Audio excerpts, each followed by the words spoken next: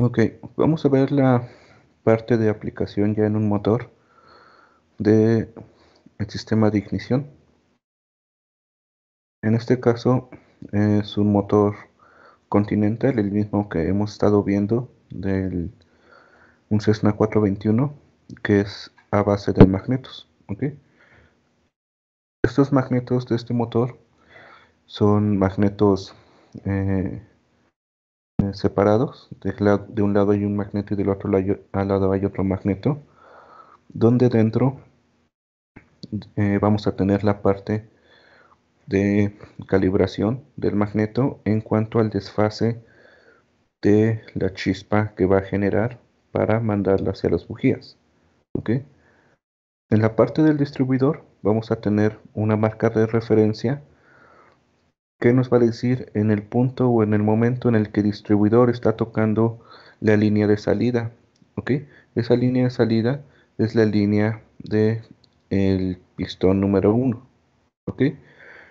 Aquí es donde se conectan los cables o el arnés de los cables que van hacia las bujías.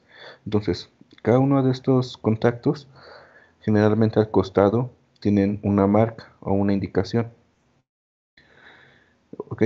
Uno tiene una marca diferente o es el único que tiene una marca o una indicación indicando de que ya sea ese o este, el que esté marcado, es con el que va a comenzar el ciclo de distribución de la ignición. ¿Ok?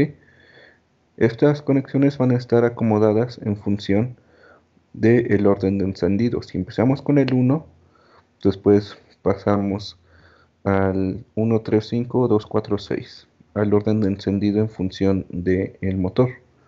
Entonces, si este es el 1, vamos a encontrar una pequeña marca o muesca o un punto de referencia, sabiendo en qué conector debemos de conectar cada cable que va a cada una de las bujías. Si este es el conector de el cilindro número 1, obviamente el cable que voy a conectar aquí lo tengo que conectar a la bujía del cilindro número 1. El cable de la bujía del cilindro 3 tiene que ir en este porque es el que se va a disparar después en función del orden de encendido del motor. En la parte de abajo de estos magnetos vamos a tener los contact breakers, ¿ok? Estos contact breakers también se deben de ajustar con los tornillos en función de cuánto desfase en grados quiero que tenga el contact breaker para ajustar el magneto. Y del otro lado, bueno, en este mismo del otro lado del magneto, vamos a tener el punto de indicación de el número de grados, ya sea sentido antihorario o sentido horario. ¿Ok? De hacia qué lado quiero desfasar o adelantar la chispa del magneto si así lo requiero. Y voy a tener el número de grados de desfase del magneto que viene por default en el manufacturador. Cuánto es lo que está retardado el magneto. Luego, una vez que yo tengo el magneto en los grados o el desfase que yo quiera, yo lo voy a sincronizar con el motor. ¿Ok? Vamos a tener la muesca de la indicación del el, el grado de desfase o cuántos grados está antes el punto muerto superior, el pistón número 1, en función del punto donde yo pueda encontrar esta marca y lo voy a alinear con una marca de referencia, la cual me va a decir que efectivamente el cilindro número 1 va a estar X cantidad de grados desfasado de su punto muerto superior para con eso coordinarlo con el magneto. Una vez que estos dos están coordinados, cada uno de los magnetos va a mandar la chispa a una bujía de cada cilindro en función de cuánto se gire. ¿Ok? Todos los cilindros van a recibir doble chispa en función de doble magneto. Ok, una vez que la corriente es dirigida por el distribuidor, va a pasar a los cables de las bujías, los cuales, como habíamos visto, van a tener diferentes cubiertas o recubrimientos, los cuales van a proteger en función de lo que queramos evitar que salga o entre al cable. ¿Ok? Estos cables van a estar en su punta van a terminar con el conductor, la parte central, como una especie de contacto, ¿ok? Únicamente una placa lisa de metal donde termina el cable conductor, donde esta placa lisa de metal va a estar en contacto con otra placa lisa de metal, ¿ok? Que es el conductor o el electrodo de la bujía, el cual va a pasar por todo el medio de la bujía y al final va a ser tierra a través de un arco eléctrico con el otro electrodo que está conectado al monobloque del motor. Entonces, este cable tiene que hacer contacto, estas dos placas metálicas, con el de la bujía, ¿ok? La vibración puede hacer que a veces tengan o no tengan contacto. Entonces, para evitar eso, la bujía tiene una cuerda donde el capuchón del cable de ignición se amarra como una cuerda alrededor de un tornillo, una tuerca alrededor de un tornillo. En medio del capuchón tenemos esta parte del cable donde en esta parte se encuentra el conector que tiene que hacer contacto con la bujía. ¿Ok? Para que hagan contacto yo tengo que comprimir este resorte. ¿Ok? Al comprimir este resorte el contacto del cable queda libre y puede hacer contacto con el de la bujía. Entonces, al momento de que yo empiezo a enroscar el capuchón del cable con la bujía, el resorte en medio se empieza a comprimir hasta que las dos placas de metal entran en contacto. Ahora, una vez que están en contacto, yo tengo que asegurarme que queden en ese punto y eso mismo hace este resorte. Al generar una fuerza hacia afuera por tratar de expandirse porque está comprimido, lo que hace es que las cuerdas del capuchón del cable se aprieten con las cuerdas de la bujía, evitando de que las vibraciones tiendan a aflojarlas. ¿Sí? Si no tuvieran más o menos esta forma de anclaje y únicamente fueran las cuerdas del capuchón con las de las bujías, las vibraciones en un cierto punto hacen de que el capuchón o el sistema de anclaje con las cuerdas se empieza a aflojar, empieza a girar por las vibraciones. Eso hace que este cable tienda a tener contactos o falsos, provocando de que ahora en un momento no se dispare la chispa o el arco eléctrico en el momento que yo quiero. Otra forma de asegurarnos de que esto no ocurra, que no se separen, es que aparte del resorte que lleva interno, el capuchón pueda tener un punto de frenado, ¿ok? Que no es más que una especie de orificio o de abertura en el cual yo puedo introducir un alambre de frenado y al momento de que yo lo aprieto y tengo el capuchón torqueado a la fuerza que me pide el manual, yo le amarro un alambre y lo anclo o lo amarro en un punto donde únicamente se puede aflojar si yo corto el alambre, ¿ok? Al momento de que yo quiero girar en sentido antihorario el capuchón para aflojarlo, el punto de anclaje del cable que está tensado hacia el lado contrario no me lo puede permitir. Yo lo que tengo que hacer, o al momento de que yo quiero aflojar en sentido antihorario el capuchón, se tensa el cable que ya está tensado, entonces no me permite aflojarlo. Únicamente, en teoría, apretarlo, porque hacia este lado, pues el cable se enlonga, lo acerco a estos dos puntos, entonces no hay tensión.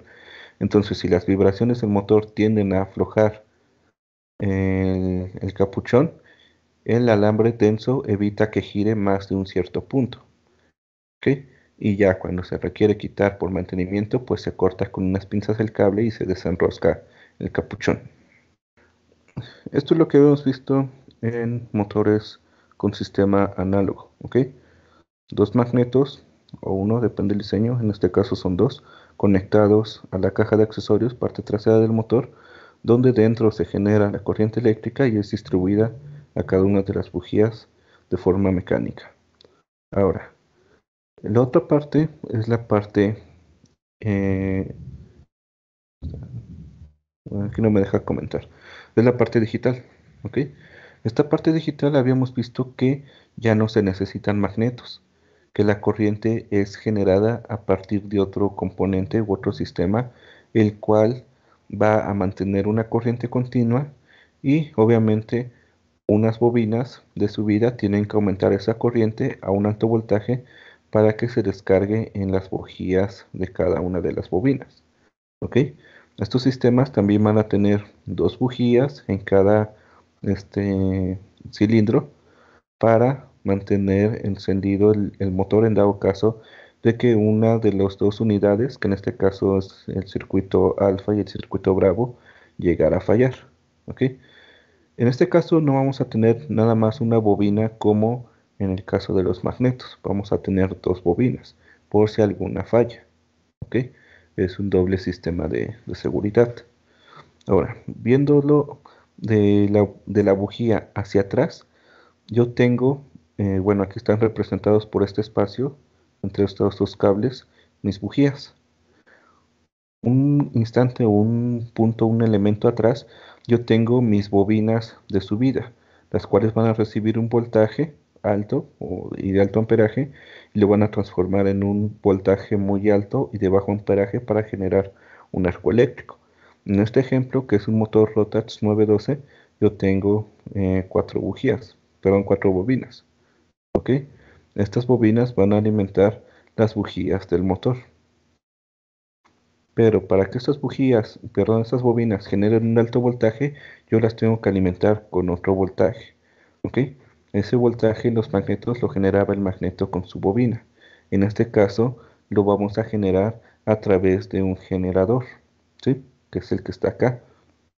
Este generador no es más que un motor eléctrico trabajando al revés, conectado igualmente a la caja de accesorios del motor, donde al momento de girar va a tener bobinas e imanes permanentes que van a generar una corriente eléctrica.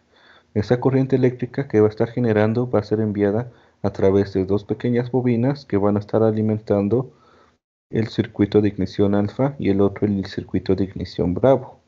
Estos circuitos de ignición van a almacenar esa energía a través de capacitores. ¿Ok? Estos capacitores van a mantener esa energía constante para dispararla a las bobinas de ignición y las bobinas eleven el voltaje y lo manden a las bujías. ¿Ok? La única diferencia aquí es cómo se dispara esta energía en comparación de los magnetos. En este caso, esta energía se va a disparar a través de una bobina gatillo, que es el número 5. Esta bobina gatillo no es más que una bobina de pulsos que va a aumentar o disminuir el voltaje, dar una cierta frecuencia o picos de voltaje en función de cómo gira el cigüeñal o el punto de referencia al cual se está asociando. ¿Sí? Eso quiere decir que esta bobina va a sensar en qué punto se tiene que disparar cada una de las diferentes bobinas. ¿Sí? Supongamos que tiene una especie de volante de inercia donde igual va a tener una marca o un diente o algo, depende cómo lo tenga asociado la bobina, donde cada una de esas marcas va a ser un disparo de energía eléctrica para disparar una bujía. ¿Ok? Entonces, cuando esta bobina sensa eso, tiene que mandar una señal a las bobinas que están aquí, la alfa 3 cuartos y alfa 1 medio, para que disparen los o descarguen los capacitores y manden la energía que generaron las dos bobinas centrales a las bobinas de subida para que se disparen los arcos eléctricos en las bujías. ¿Ok?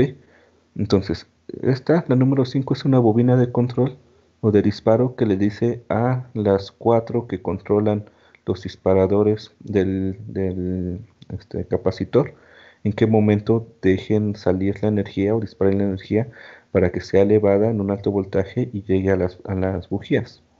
¿Ok? Entonces, esto puede ser de esta forma. En este motor es así, es un Rotax 912. Pero en lugar de tener un generador, yo puedo utilizar la corriente directa de alguna otra fuente, ya sea la batería o el alternador o el generador del propio motor que alimenta el avión. ¿Ok? La diferencia es que si yo estoy soportado en otras fuentes, alguna de esas fuentes puede fallar y dejarme sin sistema de ignición. En este caso, este generador es exclusivamente para el sistema de ignición y mientras el motor siga girando yo voy a tener ignición. ¿Ok?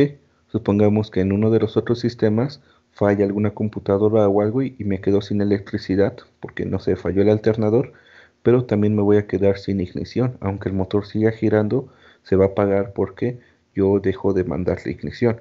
Y en este caso, al ponerle una fuente exclusiva al sistema de ignición, mientras el motor gire, automáticamente se genera la ignición.